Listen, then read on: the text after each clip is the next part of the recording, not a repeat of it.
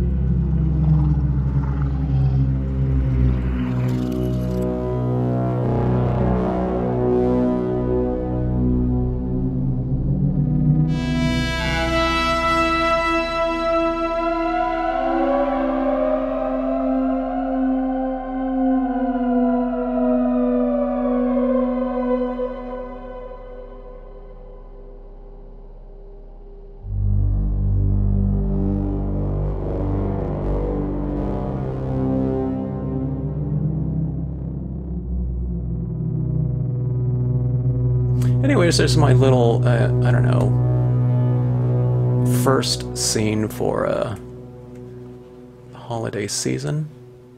It's kind of unconventional a little bit, but I don't know. It's kind of in the spirit of like It, you know, that horror movie or whatever.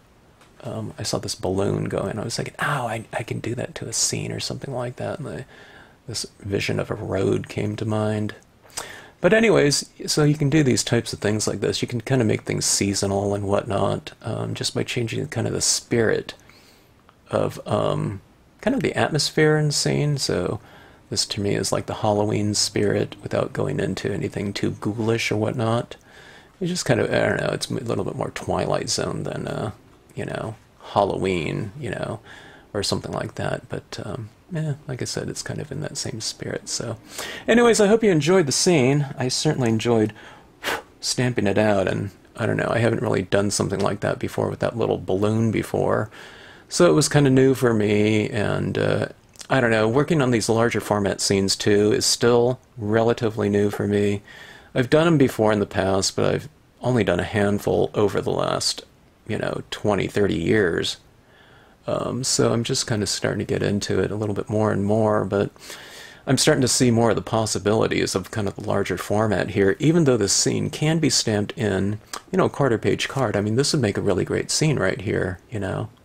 A quarter page is like about that big, right? You know, 4 1/4 by 5 1/2. But, you know, this extra space in here just allows for additional kind of interpretations and kind of an increase in whatever statement you're trying to make. So if it's going to be some kind of like a ominous, spooky atmosphere, then you can just make it much bigger doing that, and it's doing the same exact techniques. You just have to apply a little, you know, or I don't know, I guess it's 4 times more ink or whatnot, but once you kind of get it flowing, the inkers really came in handy, you know, to kind of expedite the process a little bit, and to get the gosh, I can't get that glare out of here. You know, kind of to get that foundation made. And remember, after all this time in this video, I did go in and I inked in a certain color, stamped over it, or I stamped the scenes out, inked in a certain color, got darker, but it was kind of drying on me really, you know, too fast. So you just go back in with those lighter tones again and just reapply it over the top, and then go back to your darker tones and just kind of reapply them in there, and they'll spread around it and blend so much easier for you as a result of having kind of that pulp moist and sealed off, I guess you can say. It's not really sealing it off the pulp of the page, it's just kind of wetter, so it just kind of it becomes a much more surface-oriented exercise of spreading inks out as opposed to kind of fighting it because it's grabbing, you know, your applicator. So use more ink than you think you'll need, and you'll be set. Even I didn't apply enough on my first go-round, so I just used so much more of that re-inker fluid, and that set things up nicely. So, okay. Questions, drop us a note in the comments section. If you like this video, hope you like, share, and subscribe. And again, if you have any questions on media or whatnot, check the information section of the website, or just drop me a note in the comment section below.